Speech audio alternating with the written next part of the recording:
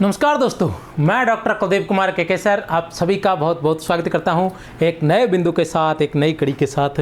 तो साथियों, जैसा कि मैंने आप सभी से वादा किया था और इस बार वादा निभा भी रहा हूं, ठीक है, और आगे भी प्रयास करूंगा कि लगातार निभाता रहूँगा। तो तबीयत थोड़ी ख़राब थी, लेकिन उसके बावजूद भी कल का टेस्ट बनाया और आज फिर एक बार आपके सामने उपस्थित हो गए हूँ, ठीक है। तो आप भी तैयार हो जाइए। टेस्ट है आज हम जो करने जा रहे हैं वो है नगेंद्र टेस्ट 13। कल हमने जो किया था टेस्ट 12 था, टेस्ट 13 करने जा रहे हैं। टेस्ट 13 के अंतर्गत क्या है, टेस्ट 13 की हम बात करें, ठीक है ना। बाकी बातें आपको मैं बीच बीच में बताता रहता हूँ, हर टेस्ट में बताना ज़रूरी नहीं है। नगेंद्र टेस्ट जो है, जो आज का टेस्ट है 7 है, सॉरी टेस्ट 7 नहीं, टेस्ट है 13 और अध्याय है 7। डॉक्टर नगेंद्र के हिंदी साहित्य का इतिहास से हम आज जो टेस्ट लेने जा रहे हैं वो टेस्ट कहाँ से होगा, अध्याय 7 और अध्याय 8 से। कहाँ से रहेगा वो टेस्ट? वो टेस्ट जो रहेगा अध्याय 7 और अध्याय 8 से, अध्याय 8 से ये दो चीज़ें रहेंगी। अध्याय 7 की बात करें तो इसमें हम क्या देखेंगे, इसमें हम देखेंगे आज भक्ति काल का गद्य साहित्य। क्या देखेंगे? अध्याय 7 क्या है? भक्ति काल का गद्य साहित्य।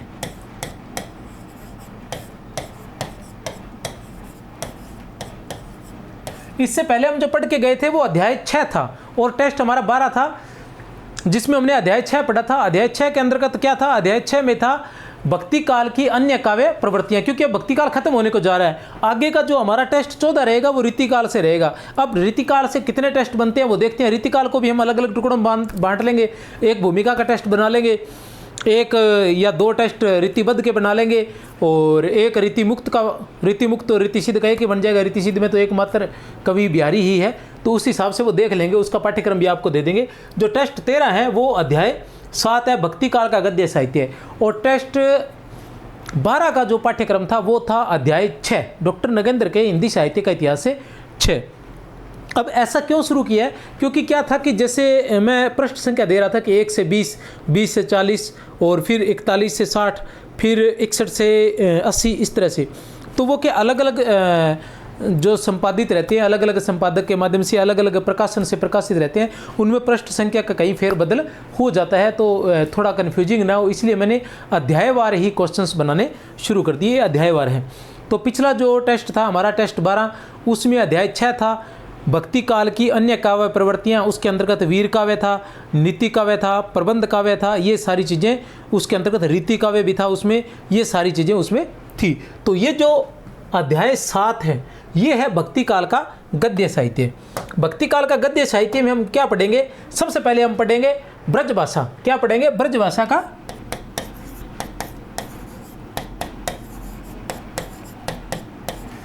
ब्रजभाषा का गद्य साहित्य।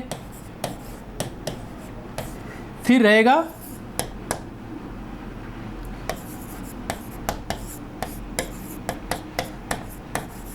खड़ी बोली का गद्य साहित्य। फिर रहेगा दक्षिणी गद्य साहित्य और 4 नंबर पर रहेगा राजस्थानी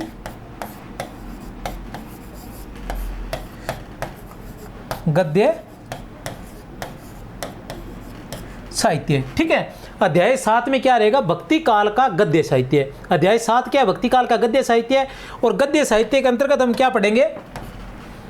ब्रजभाषा का गद्य साहित्य, खड़ी बोली का गद्य साहित्य, दक्षिणी गद्य साहित्य और राजस्थानी गद्य साहित्य। अब इनसे आप ये मत ले लेना कि सारा, इससे ये तात्पर्य कि ब्रजभाषा गद्य साहित्य कौन सा है? जो भक्ति काल के अंतर्गत जो ब्रजभाषा का गद्य साहित्य लिखा गया था उसी का वर्णन इसमें होगा, जो कि नाम मात्र का है। क्योंकि गद्य साहित्य का हम पूरी तरह से हम जानते ही हैं कि आचार्य रामचंद्र शुक्ल ने वो राम प्रसाद निरंजनी वाली जो पुस्तक है भाषा योग विशिष्ट 1741 ईस्वी लगभग वहाँ से माना है। और जो वैसे हम गद्य साहित्य की बात करें तो भारतेंदु काल में जाकर ये शुरू होता है पूरी तरह से गद्य साहित्य, ठीक है ना। लेकिन यहाँ थोड़ा बहुत जो कुछ लिखा गया था, जैसे प्रारंभिक अवस्था में गद्य साहित्य जो लिखा गया था उसके बारे में यहाँ है। खड़ी बोली का गद्य साहित्य, दक्षिणी का गद्य साहित्य, राजस्थानी का गद्य साहित्य, इनकी कुछ एक रचनाओं के नाम दिए गए हैं। उनके बारे में मैं अभी नहीं बताता हूँ क्योंकि टेस्ट में सिर्फ वो रचनाएं हैं, उनके बारे में ज़्यादा विस्तार से नहीं बताया गया है। और ये बहुत ही महत्वपूर्ण है क्योंकि ये जो चीज़ें आप अभी देख लो, चाहे स्क्रीनशॉट ले लो, ये आप किसी भी गाइड में किसी भी पुस्तक में आपको ये नहीं मिलने वाले हैं, क्योंकि हर पुस्तक हर गाइड के जो मुख्य मुख्य चीज़ें हैं वही वो उठा के और उन्हीं को रिपीट कर रहे हैं। तो ये जो चीज़ें हैं ये आपको वहाँ नहीं मिलेगी। और आगे जो रचनाएं, आगे जो प्रश्न आने वाले हैं वो प्रश्न भी आपको किसी किताब में नहीं मिलने वाले हैं, ये तय है, आप देख लेना चाहिए। लेकिन परीक्षाओं में कब आ जाएंगे, क्योंकि ऐसा नहीं होता कि हर बार जो पहले पूछे गए, हम महत्वपूर्ण किन को मान लेते हैं, जो पहले प्रश्न पूछे गए इनको महत्वपूर्ण मान लेते हैं, ठीक है ना। फिर सोचते हैं कि हाँ महत्वपूर्ण प्रश्न है। महत्वपूर्ण प्रश्न कैसे, वो जरूरी थोड़ी है वही वो आएंगे घूम फिर के, फिर नए भी तो आ सकते हैं ना। महत्वपूर्ण होती है किताब, जैसे डॉक्टर नगेंद्र का हिंदी साहित्य का इतिहास है, आचार्य रामचंद्र शुक्ल का हिंदी साहित्य का इतिहास है, बच्चन का हिंदी साहित्य का इतिहास है, हजारी प्रसाद द्विवेदी का हिंदी साहित्य का इतिहास है। ये किताबें होती है महत्वपूर्ण जो होती है, ये इंपॉर्टेंट जो होती है, ठीक है। और अध्याय 8 है। 8 क्या है, अध्याय 8 है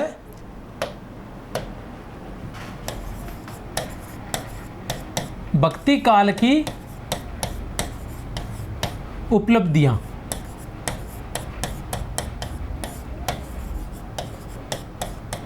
इन 2 अध्याय में से क्वेश्चंस पूछे जाएंगे। चलते हैं क्वेश्चंस की तरफ। प्रश्न संख्या 1, प्रश्न इस तरह से बनाए गए हैं कि आपको हर चीज़ क्लियर हो जाएगी, उसमें जो लिखा सारा का सारा आपको यहाँ मिल जाएगा, ठीक है। वैसे एक छोटा सा काम कर दिया करें, शेयर कर दिया करें। आप इतनी मेहनत के बावजूद भी न तो शेयर करते हैं न कमेंट करते हैं, बड़े मतलब क्या कहें।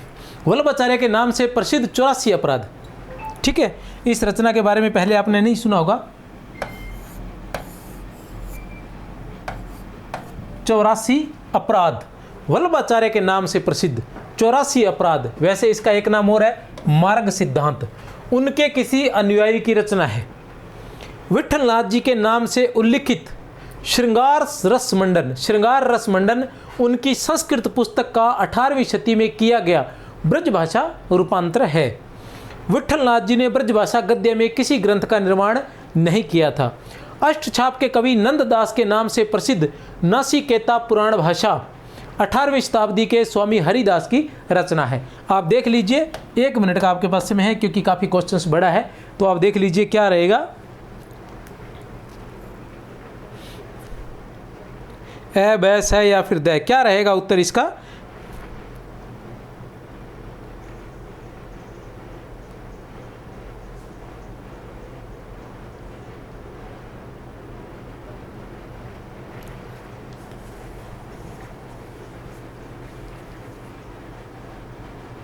चलो चलते हैं शुरू से।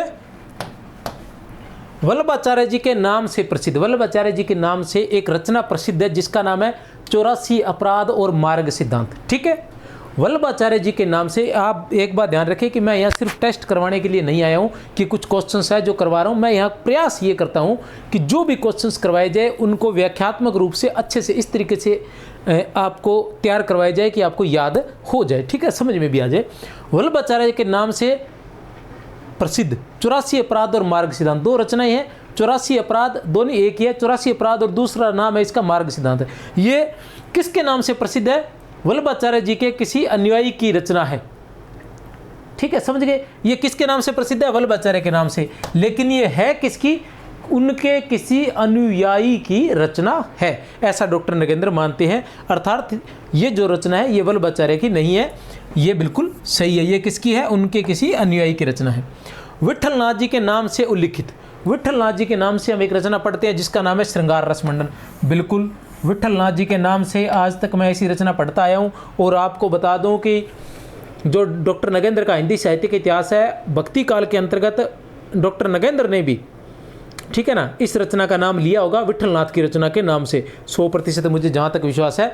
लेकिन यहाँ डॉक्टर नगेंद्र क्या कह रहे हैं कि विठलनाथ जी के नाम से उल्लिखित श्रृंगार रस मंडन उनकी संस्कृत पुस्तक का 18वीं शती में किया गया ब्रजभाषा रूपांतर है। उनकी संस्कृत पुस्तक का, उनकी कोई संस्कृत पुस्तक थी, उनका 18वीं शती में किया गया ब्रजभाषा रूपांतरण है। तो श्रृंगार रस मंडन जो है वो उनकी रचना नहीं है, विठलनाथ की रचना नहीं है श्रृंगार रस मंडन। ये तो 18वीं उन्होंने किसी संस्कृत भाषा में कोई पुस्तक लिखी थी, 18वीं शताब्दी में जाकर किसी ने उसका ब्रज भाषा में अनुवाद किया था, वो पुस्तक है, तो उनकी नहीं है। फिर आता है 3 नंबर पर, ये भी सही है। 4 नंबर पर विठलनाथ जी ने ब्रजभाषा गद्य में किसी ग्रंथ का निर्माण नहीं किया था। डॉक्टर नगेंद्र लिखते हैं कि विठलनाथ ने ब्रजभाषा में किसी गद्य का निर्माण नहीं किया था, सही है। उसके बाद आता है अष्टछाप के कवि नंददास के नाम से प्रसिद्ध नासिकेता पुराण भाषा।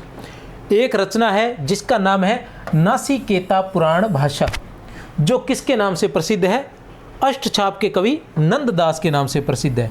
अष्टछाप के जो कवि नंददास थे उनके नाम से प्रसिद्ध है कि लोग ये कहते हैं कि अष्टछाप के कवि नंददास की रचना का नाम क्या है? नासिकेता पुराण भाषा। लेकिन डॉक्टर नगेंद्र कहते हैं कि ये 18वीं शताब्दी के, ये गलत है, हरिदास नहीं नंददास। डॉक्टर नगेंद्र कहते हैं कि ये अष्टछाप के कवि नंददास की रचना नहीं है, ये 18वीं शताब्दी के किसी नंददास की रचना है। नासिकेता पुराण भाषा जो है 18वीं शताब्दी के किसी नंददास की रचना है। चलते हैं प्रश्न संख्या 2 पर।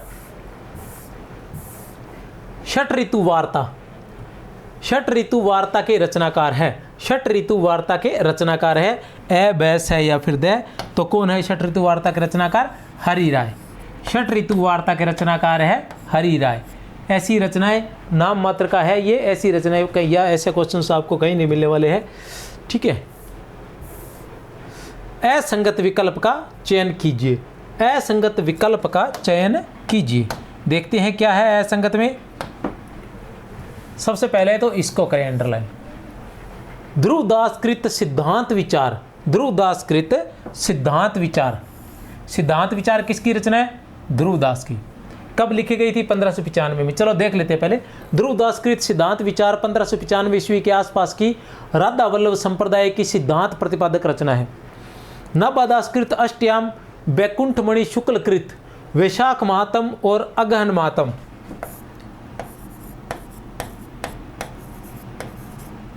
अगहन महात्म 1623 ईस्वी के आसपास की धार्मिक कथात्मक रचनाएं। विकल्प ए बै से या फिर द, विकल्प ए बै से या फिर द, थोड़ा देख लीजिए आप भी कौन सी सही है। विकल्प 1 सही है, 2 गलत है, या विकल्प 1 व 2 दोनों सही है, दोनों बातें सही है, या फिर पहला गलत है दूसरा सही है, या फिर दोनों सही है। देखिए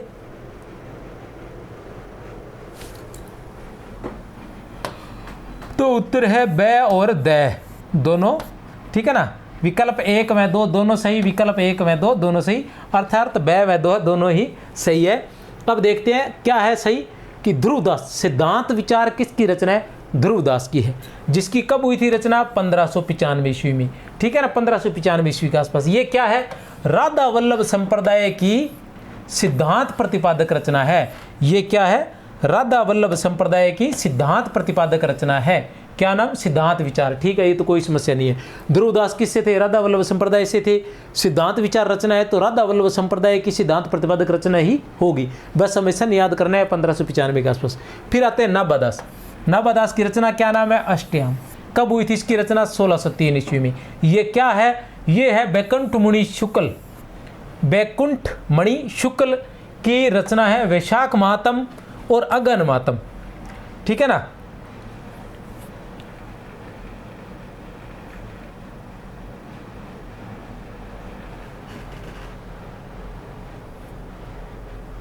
सोलह सौ 23 ईस्वी के आसपास की धार्मिक रचनाएं, ठीक है ना। नवादासकृत अष्टयाम जो है वैकुंठमुनि शुक्लकृत वैशाख मातम और अगहन मातम के आधार पर लिखी गई है, 1603 ईस्वी वाली। और ये कब से है?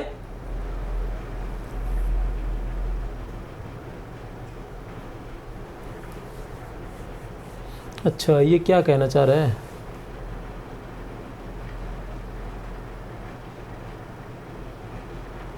अच्छा ठीक है, सभी के बारे में लिखा है कि नाबादासकृत अष्टयाम और बैकुंठ मुनि शुक्लकृत विशाख मातम और अगन मातम 1623 ईस्वी के आसपास की धार्मिक कथात्मक रचनाएं है। मतलब ये जो रचनाएं हैं ये धार्मिक कथात्मक रचनाएं हैं, इन सभी के बारे में ऐसा लिखा गया है। ठीक है।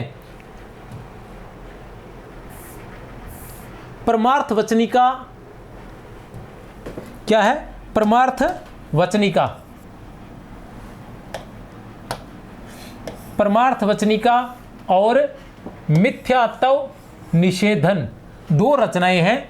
परमार्थ वचनिका और मिथ्यात्व निषेधन रचना के लेखक हैं ए बैस है या फिर द, ए बैस है या फिर द। तो रचना के लेखक हैं कौन है? स बनारसी दास। गोरा बादल रचना का नाम क्या है? गोरा बादल की कथा। गोरा बादल की कथा रचना के संबंध में असंगत कथन है। गोरा बादल की कथा रचना के संबंध में असंगत कथन है। इसकी रचना 1623 ईस्वी में जटमल द्वारा की गई। यह गद्य और पद्य दोनों रूपों में मिलती है। मिश्र बंधुओं ने इसकी गद्य शैली में खड़ी बोली का प्राधान्य माना है। आचार्य शुक्ल के अनुसार इसकी भाषा ब्रज है। तो क्या है उत्तर? चेक कर लीजिए आप। उत्तर है द। गोरा बादल की कथा की रचना कब हुई थी? 1623 ईस्वी में। इसके रचनाकार कौन थे? जटमल थे। ठीक है ना। गोरा बादल की कथा की रचना कब हुई थी? 1623 ईस्वी में। कौन थे इसके रचनाकार? जटमल। यह क्या है? गद्य और पद्य दोनों रूपों में मिलती है। ठीक है ना। गोरा बादल की कथा गद्य और पद्य दोनों रूपों में ही मिलती है। मिश्र बंधुओं ने इसकी भाषा माना है। इसकी गद्य की शैली जो है वो खड़ी बोली है। मिश्र बंधुओं के अनुसार इसकी गद्य की शैली है, उसमें खड़ी बोली का प्राधान्य है, प्रधानता है। और आचार्य शुक्ल के अनुसार इसकी भाषा ब्रज है, नहीं। ठीक है ना, ये गलत है। आचार्य शुक्ल के अनुसार इनकी भाषा जो है, आचार्य शुक्ल के अनुसार इनकी भाषा राजस्थानी क्या है? आचार्य शुक्ल के अनुसार इनकी भाषा जो है राजस्थानीपन लिए, राजस्थानीपन लिए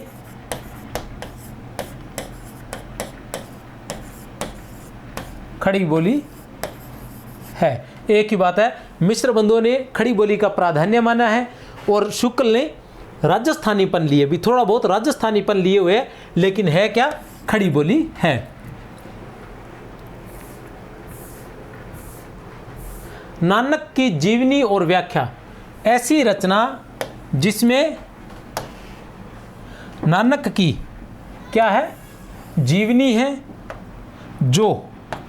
जो रचना है वो नानक की जीवनी भी है और जीवन की व्याख्या भी करती है। ठीक है ना। इनमें से ऐसी रचना ढूंढिए जो नानक की जीवनी के बारे में व्याख्या देती है या उनके जीवन के बारे में व्याख्या करती है। कौन सी है? ए बैस है और द। तो कौन सी है? पोथी सच्चू षण। ठीक है ना। तो ये एक तरह से श को ख बोलते हैं राजस्थानी में। ठीक है ना। तो ये हो गया खंड, पोथी सच्चू खंड। ठीक है ना। पोथी सच्चू खंड मतलब पोथी क्या है? एक किताब है जो सच का खंड भाग। रचना व रचनाकार का असंगत क्रम छांटिए। रचना व रचनाकार का असंगत क्रम छांटना है, ध्यान रखना है आपने। मैं पहले बता चुका हूं कि असंगत क्रम पर हमेशा अंडरलाइन करनी है या रेखांकित करना है उसे। ठीक है। हिदायतनामा गैसूद राज बंदा नवाज। हिदायतनामा रचना सबरस मुल्ला वजई, कलीमतुल हकायक बुरहानुद्दीन, शिकारनामा मुल्ला वजई। ठीक है ना। ये दक्षिणी की आ गई शायद। पहले क्या आ रहा था? ब्रजभाषा गद्य, फिर आया खड़ी बोली गद्य की रचनाएं प्रश्नाएं, अब ये दक्षिणी हिंदी का आ गया है। ठीक है ना। हिदायतनामा, सबरस, कलमीतुल हकायक और शिकारनामा, इनमें से कौन सा है? हिदायतनामा किसकी रचना? ये भी सही, ये भी सही, ये भी सही, ये गलत है। असंगत जो है ये है। हिदायतनामा किसकी नाम है? किसकी रचना है? गैसूद राज बंदा नवाज की, बिल्कुल सही है। सबरस किसकी है? आप अच्छे से जानते हैं, मुल्ला वजई की, इसको तो हम अक्सर पढ़ते रहते हैं। और कलमीतुल हकायक ये किसकी है? बुरहानुद्दीन की, बिल्कुल सही है। लेकिन शिकारनामा जो है वो किसकी रचना है? ये भी गैसूदराज बंदा नवाज की रचना है। अर्थात गैसूदराज बंदा नवाज की हमारे पास दो रचनाएं होगी, हिदायतनामा और शिकारनामा। हिदायतनामा और शिकारनामा। हिदायत क्या दी बंदा नवाज ने कि जो बंदा नवाज है वो यही हिदायत देगा कि शिकार नहीं करना चाहिए। जो बंदा नवाज है वो यही हिदायत देगा कि शिकार नहीं करना चाहिए। लियो जी यही बनगी चालता ही एक छोटी सी ट्रिक, पसंद आवे तो रखो नहीं तो मेरी मन पुट्ठी दे दी भैया। किस धार्मिक पुस्तक का निर्माण ओरछा नरेश? ओरछा ये वो ये है तो ये रे, लेकिन उधर हम ओरछा कर देते हैं, इधर ओरछा कर देते हैं। शब्द वैसा का वैसा इसलिए लिखा है क्योंकि किताबों में भी शायद जो मूल पुस्तक होगी उसमें बड़ा लिखा, रे को बड़ा लिखते हैं राजस्थानी में। और प्रारंभ में हम जानते हैं कि जो हिंदी साहित्य मिला है और वीर रस से परिपूर्ण जो रचनाएं मिली है वो राजस्थानी मिक्सिंग ही है, ठीक है ना। तो ओरछा नरेश जसवंत सिंह की प्रेरणा से रानी चंद्रावती के धर्म पडिवे के अर्थ, रानी चंद्रावती के धर्म पडिवे के अर्थ किया गया था। किस रचना का? ए बै छ या फिर द, ए बै छ या फिर द। तो किस रचना का? अगहन महात्म्य का।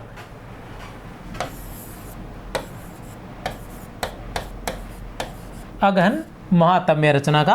किसकी है अगहन महात्म्य? वैकुंठमणि शुक्ल, ठीक है ना। वैकुंठमणि शुक्ल की रचना है अगहन महात्म्य। कब लिखी गई थी? हम पढ़ चुके हैं पहले 1643 ईस्वी में। अगहन महात्म्य वैकुंठमणि शुक्ल की रचना है जो कब लिखी गई थी? 1623 ईस्वी में लिखी गई थी। जिसमें क्या किया गया था? ओरछा नरेश जसवंत सिंह की प्रेरणा से उन्होंने प्रेरित किया था रानी चंद्रावती के धर्म पडिवे के अर्थ। इसका जो है परमार्थ वचनिका किसकी है? हम पढ़ के गए हैं बनारसी दास की। अष्टयाम किसकी है? नाभादास की। अब इसके बारे में थोड़ा सा मैं बता देना चाहता हूं, अभी जो पढ़ के गए हैं क्या है। बुंदेलखंडवासी श्री वैकुंठमुनि शुक्ल द्वारा, ठीक है ना, बुंदेलखंडवासी थी वैकुंठमुनि शुक्ल, 1623 ईस्वी में आसपास लिखित वैशाख महात्म्य, ठीक है ना। वैशाख महात्म्य और अगहन महात्म्य दो रचनाएं हैं। वैशाख महात्म्य और अगहन महात्म्य पुस्तकों का निर्माण ओरछा नरेश जसवंत सिंह की प्रेरणा से रानी चंद्रावती के धर्म पडिवे के अर्थ किया गया था। डॉक्टर हरिहर नाथ कौन है? डॉक्टर हरिहर नाथ के अनुसार, हरिहर नाथ टंडन, डॉक्टर हरिहर नाथ टंडन के अनुसार वार्ता ग्रंथों के, जो वार्ता ग्रंथ है उनके 3 रूपों की चर्चा की गई है। डॉक्टर हरिहर नाथ टंडन जो थे उन्होंने वार्ता ग्रंथों को 3 रूपों में बांटा है। उन 3 रूपों में से कौन सा एक यहाँ नहीं है? ए बै छ या फिर द, ए बै छ या फिर द। तो बताइए कौन सा नहीं है? द नहीं है। ऊपर वाले 3 हैं। तो आप ध्यान रखें कि डॉक्टर हरिहर नाथ टंडन ने, डॉक्टर हरिहर नाथ टंडन ने वार्ता को 3 रूपों में बांटा है। वो 3 रूप कौन से हैं? प्रसंगात्मक वार्ताएं, दूसरा संख्यात्मक वार्ताएं और तीसरा भावनात्मक वार्ताएं। याद रख लेना, प्रसंगात्मक वार्ताएं, संख्यात्मक वार्ताएं और भावनात्मक वार्ताएं।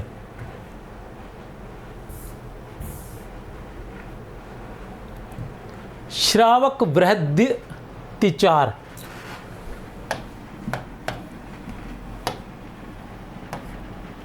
श्रावक बृहद्दिचार शीर्षक रचना किसकी है?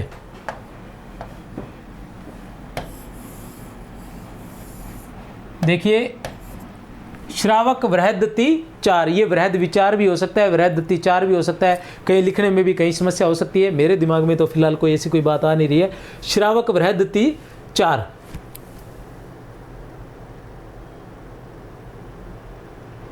शीर्षक रचना किसकी है?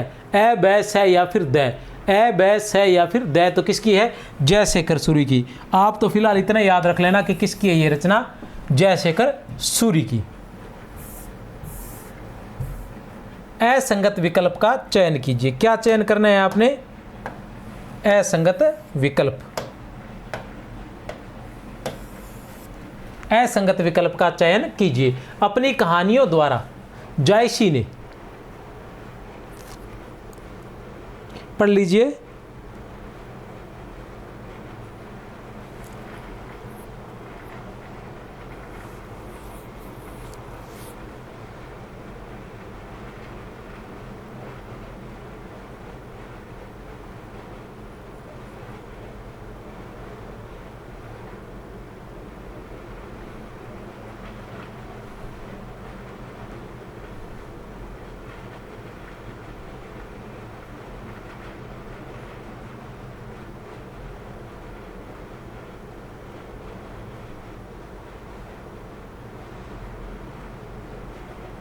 अपनी कहानियों द्वारा जायसी ने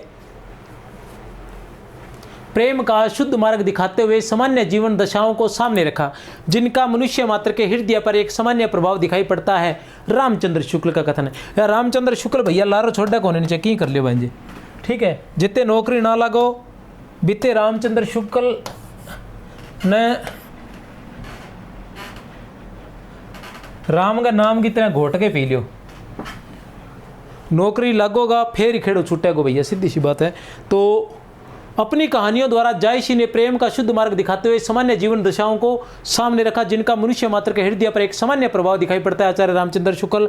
जायसी ने मुसलमान होकर हिंदुओं की कहानियां हिंदुओं की बोली में पूरी सहृदयता से कहकर उनके जीवन की मर्मस्पर्शी आस्थाओं के साथ अपने उदार हृदय का पूर्ण सामंजस्य दिखलाया। मर्मस्पर्शी अवस्थाओं के साथ अपने उदार हृदय का पूर्ण सामंजस्य दिखाया आचार्य रामचंद्र शुक्ल। अब आपने देखना है कि दोनों कथन जो है आचार्य रामचंद्र शुक्ल के है या नहीं है। उत्तर है विकल्प एक सही व दो गलत, ए ब है या फिर द। देख लो भैया कौन सा सही है, दोनों सही है या एक सही है या एक गलत है या एक सही है, या दोनों तो ऐसे उत्तर गलत हो गए, दोनों सही है। इधर वाले तो दोनों सही है, ठीक है ना, और इधर वाले आप चेक कर सकते हो, इधर वाले सही है उधर वाले सही है, आप चेक कर लो कौन सा है। मैं उत्तर बता देता हूँ। उत्तर है ये वाले, विकल्प दोनों सही है। अब इसको विस्तार से मैं समझा देना चाहता हूँ, बहुत ही महत्वपूर्ण कथन है, बहुत ही महत्वपूर्ण, अच्छे से समझ लेना। आचार्य रामचंद्र शुक्ल लिखते हैं डॉक्टर नगेंद्र के हिंदी साहित्य के इतिहास ने, ठीक है ना। ये जो टेस्ट लिया जा रहा है वो डॉक्टर नगेंद्र का हिंदी साहित्य के इतिहास से है, लेकिन डॉक्टर नगेंद्र ने भी सभी के कथनों को एक तरह से एक प्रकार की वो संपादित किया गया है, तो एक प्रकार से वो गाइड है, और उससे बेटर कोई गाइड नहीं हो सकती। क्यों नहीं हो सकती? रीजन ये है कि नॉर्मली जैसे कोई भी लेखक अगर गाइड लिखता है तो वो क्या करता है, इन सभी साहित्यकारों का मतलब मैंने अगर गाइड लिखी, मैं लिखूंगा या एक और साथ होगा, दो लिखेंगे या तीन लोग मिलकर लिख लेंगे ज़्यादा से ज़्यादा, तो उस गाइड में अन्य साहित्यकारों का वर्णन होता है जिन्होंने हिंदी साहित्य का इतिहास लिखा है, उससे संबंधित अपने विचार व्यक्त किए। लेकिन डॉक्टर नगेंद्र का हिंदी साहित्य का इतिहास है, उससे क्या है संपादित किया गया है, प्रत्येक उसके बिंदु को अलग अलग रचनाकारों ने, मतलब कोई भी जो चीज़ लिखी जाती है उसके अंदर जितने अध्याय हैं अगर अलग अलग संख्या में बांट दिए जाए, एक छोटे छोटे अध्याय को विशेष रूप से कोई विशेष उसी में उपलब्धि हासिल व्यक्ति अगर करता है तो उसकी जो विशेषता रहती है उस विशेषता का हम बखान नहीं कर सकते। कहने से तात्पर्य एक तो एक ही राइटर है जो नाटकों के बारे में भी वही लिख रहा है, कहानी के बारे में, उपन्यास के बारे में, रेखा चित्र, संस्मरण, आत्मकथा, व्याकरण, काव्य शास्त्र, भारतीय काव्य शास्त्र, पाश्चात्य काव्य शास्त्र, सभी के बारे में वो एक ही बंदा लिख रहा है। एक तो उसमें आनंद आएगा, ठीक है ना। एक किस में आनंद आएगा? एक उसमें आनंद आएगा कि प्रत्येक बिंदु को उसका एक्सपर्ट ही लिख रहा है। तो उसी तरह का जो हिंदी साहित्य का इतिहास है वो डॉक्टर नगेंद्र का हिंदी साहित्य का इतिहास है।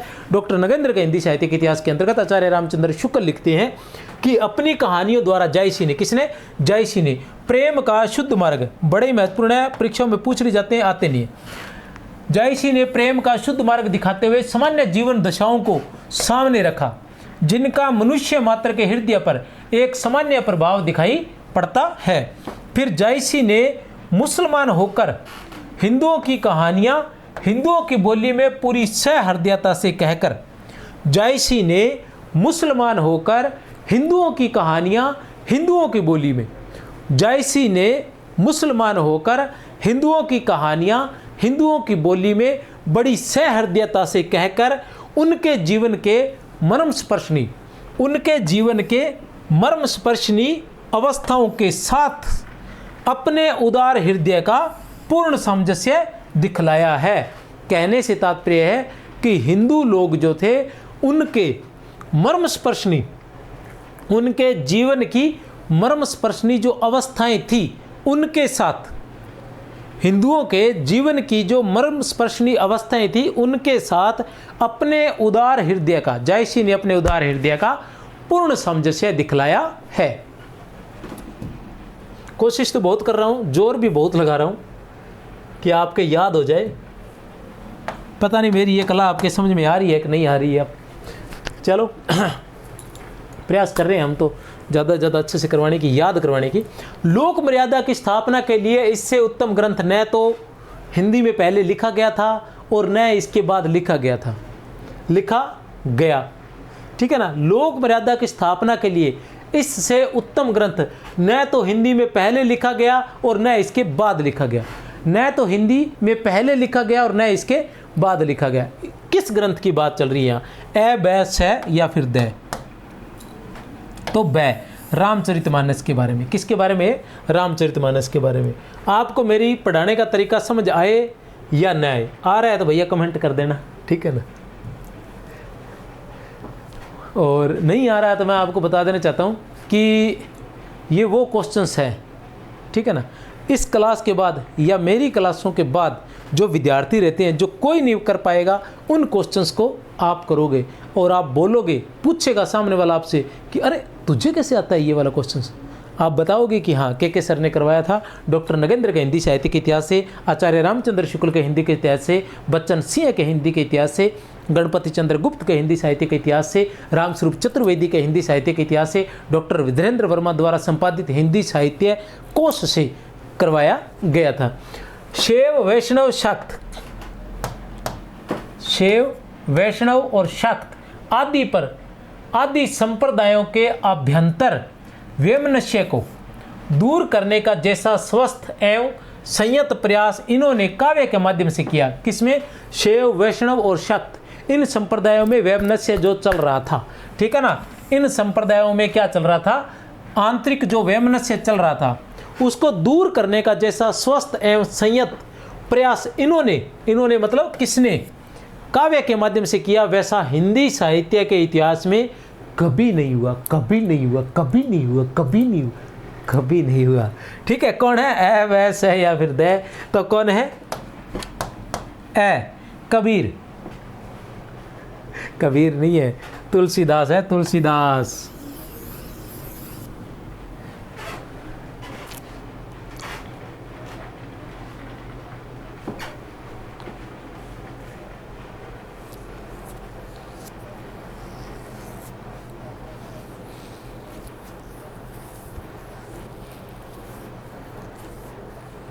इनकी पंक्तियां ना, शिवद्रोही मम दास कहावे सो नरमोही सपने नहीं भावे। शिवद्रोही मम दास कहावे सो नरमोही सपने नहीं भावे। शिवद्रोही मतलब शिव, शाक्त, शैव धर्म और वैष्णव धर्म का सामंजस्य दिखाने का प्रयास किया था आचार्य तुलसीदास जी ने कि शिवद्रोही मम दास कहावे सो नरमोही अग्नि सगुनि नहीं कुछ भेदा। ऐसा भी कहते हैं तो वो निर्गुण और सगुण के अंदर भेद भी समाप्त करते हैं। तो इस तरह से इन सब के अंदर भेद समाप्त किया था तुलसीदास ने। काव्य शास्त्र का उन्हें, अब ये देखिए कि काव्य शास्त्र का उन्हें, कौन है ये? काव्य शास्त्र का उन्हें सम्यक ज्ञान था। ठीक है, काव्य शास्त्र का उन्हें सम्यक ज्ञान था, उसका प्रयोग उनकी रचनाओं में हुआ है। इन कवियों ने छंद और अलंकार का ध्यान रीतिकालीन कवियों के समान नहीं रखा, किंतु इस काव्य को छंद अलंकार विहीन भी नहीं कहा जा सकता। इस काल के कवियों ने रीतिकाल के कवियों के समान छंद अलंकार का ध्यान नहीं रखा, लेकिन इस काल को छंद अलंकार विहीन भी नहीं कहा जा सकता। किस काल के बारे में कहा गया है ये कथन? संत काव्य के बारे में, संत व सूफी काव्य दोनों के बारे में, सूफी काव्य के बारे में और राम व कृष्ण काव्य के बारे में। तो उत्तर है हमारा प्यारे बच्चों राम व कृष्ण काव्य। क्या है? राम व कृष्ण काव्य।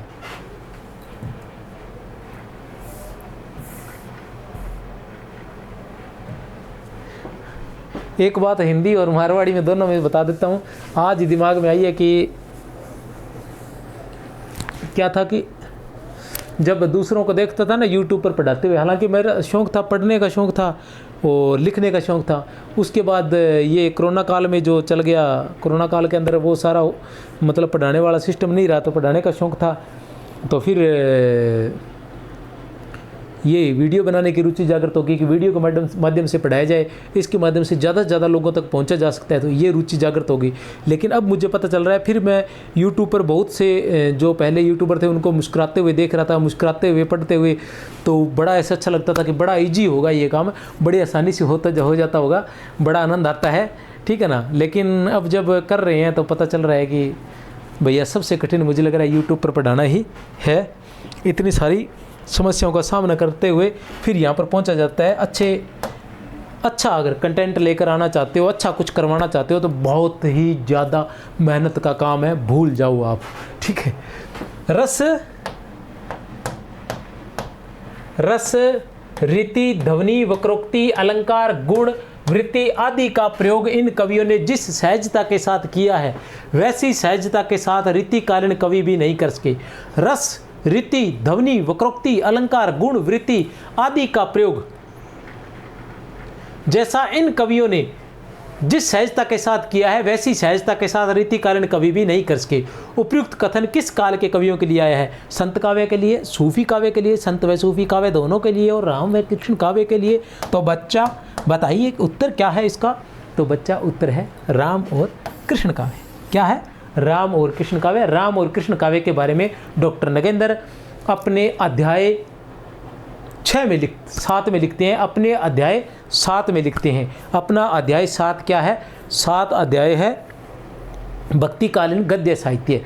भक्तिकालीन गद्य साहित्य, उस अध्याय में वो लिखते हैं कि रस, रीति, ध्वनि, वक्रोक्ति, अलंकार, गुण, वृत्ति, रस, रीति, ध्वनि, वक्रोक्ति, अलंकार, गुण, वृत्ति आदि का प्रयोग इन कवियों ने जिस सहजता के साथ किया है वैसी सहजता के साथ रीतिकालीन कवि भी नहीं कर सके हैं। उपयुक्त कथन किस काल के कवियों के लिए आया है? तो राम व कृष्ण काव्य के लिए आया है। बिल्कुल अंत में जाकर जब सारी बातें खत्म हो जाती है ना, जैसे मैंने बताया था कि डॉक्टर नगेंद्र के हिंदी साहित्य के इतिहास में भक्ति काल के बाद का जो 7वां अध्याय है उसको कहा गया है भक्ति काल की अन्य भक्तिकालीन गद्य साहित्य। उस गद्य साहित्य को हम लोगों ने कितने भागों में बांटा है कि भक्तिकालीन गद्य साहित्य को ब्रजभाषा गद्य साहित्य, खड़ी बोली गद्य साहित्य, दक्षिणी गद्य साहित्य और राजस्थानी गद्य साहित्य, ये चारों टॉपिक जब खत्म हो जाते हैं तब जो अंत में एक भूमिका मतलब उपसंहार आता है उसमें वो इनके बारे में लिखते हैं। अभी जो पीछे वाला क्वेश्चन था वो भी इसी प्रकार का था।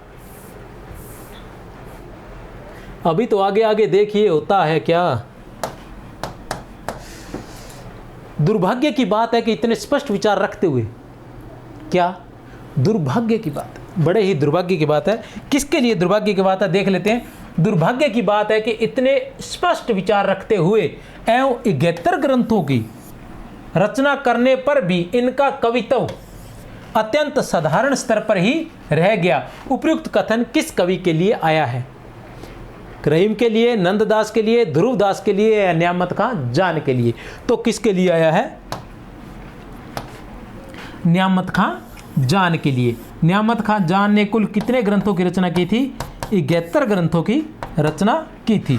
न्यामत खां जान ने कुल कितने ग्रंथों की? 71 ग्रंथों की रचना की थी। ऐसा कौन कह रहे हैं? डॉक्टर नगेंद्र के हिंदी साहित्य के इतिहास में लिखा गया है। गुणनी सहित दूषण रहित, गुण सहित और दूषण मतलब दोष रहित, कवित नारी आकार, कवित नारी आकार, अलंकार बिनु यो लगत, कवित और नारी, ठीक है ना, गुण सहित और दूषण दोष रहित, कवित और कविता और नारी ऐसे लगते हैं।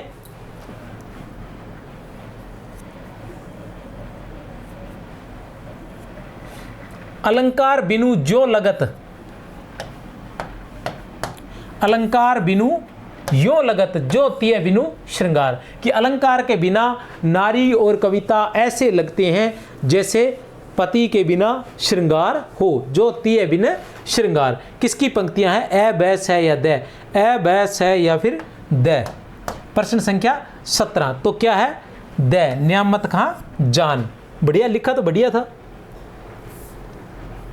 रहीम की किस रचना में विभिन्न वर्णों के अनुसार विभिन्न नायिकाओं का वर्णन किया गया है? रहीम की किस रचना में, कौन है? रहीम। किस रचना में विभिन्न वर्णों के अनुसार, वर्ण जो होते हैं ना स्वर और व्यंजन वाले, वो वर्णों के अनुसार विभिन्न नायिकाओं का वर्णन किया गया है। नायिका भेद में, नगर शोभा में, मदनाष्टक में, खेट कौतुक जातकम में। किस रचना में किया गया है बताइए? नगर शोभा में। किस में किया गया है? नगर शोभा में। नगर शोभा के बारे में एक विशेष बात है, वो आपको बता देना चाहता हूँ क्योंकि आप कहीं कंफ्यूज ना हो जाए। डॉक्टर नगेंद्र का जो हिंदी साहित्य का इतिहास है, क्योंकि नायिका भेद का वर्णन तो किस में किया गया है? नायिका भेद में भी किया गया है, बरवे नायिका भेद में भी किया गया है नायिका भेद का वर्णन तो, लेकिन वर्ण के क्रमानुसार किस में किया गया है? नगर शोभा में, ठीक है ना। नायिका भेद का तो किस में किया गया है?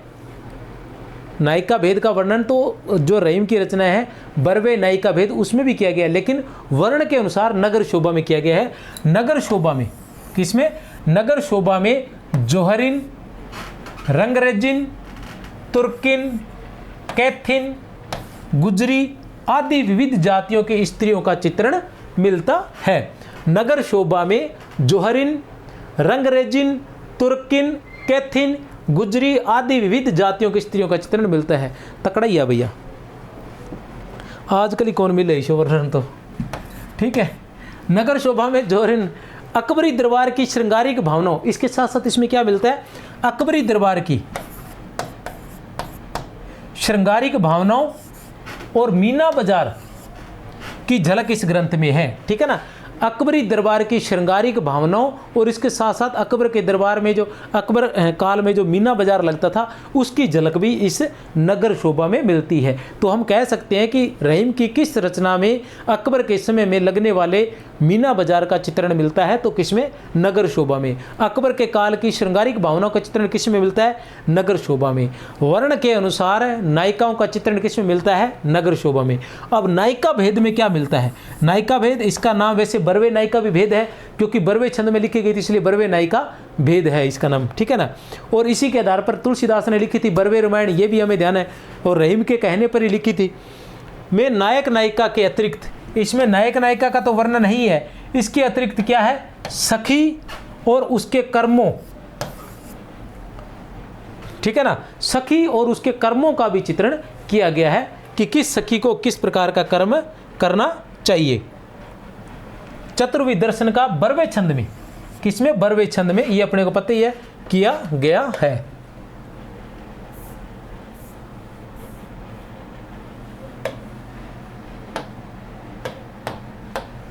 इस व्यक्ति ने प्रतिभा होने पर भी, इस व्यक्ति ने प्रतिभा होने पर भी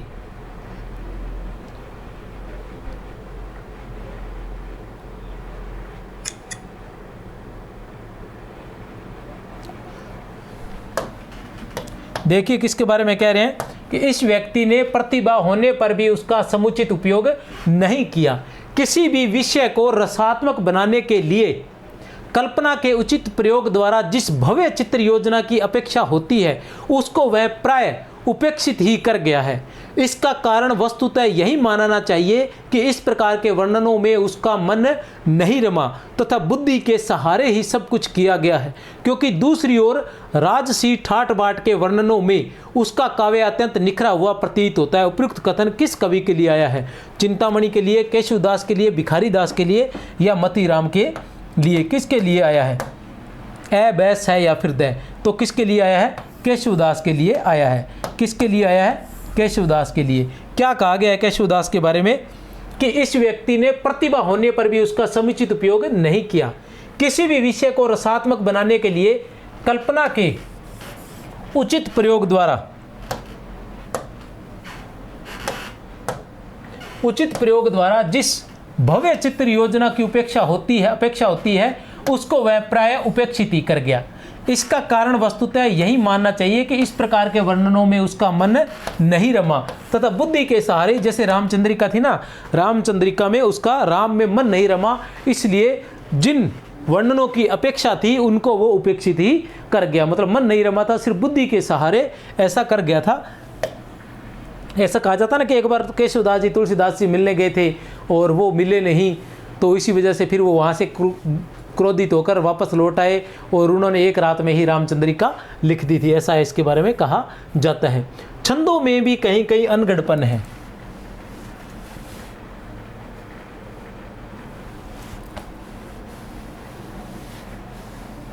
छंदों में भी कहीं कहीं अनगढ़पन है। छंदों में भी कहीं कहीं अनगढ़पन है। न्यून पदतव और अधिक पदतव के कारण इनमें और भी भोंडापन आ गया है। उपयुक्त कथन किस कवि की रचनाओं के लिए आया है? ए बैस है या फिर द? ए बैस है या फिर द? तो किस कवि के लिए? केशवदास के लिए। केशवदास के लिए क्या कहा गया कि छंदों में कहीं कहीं अनगढ़पन है, ठीक है ना।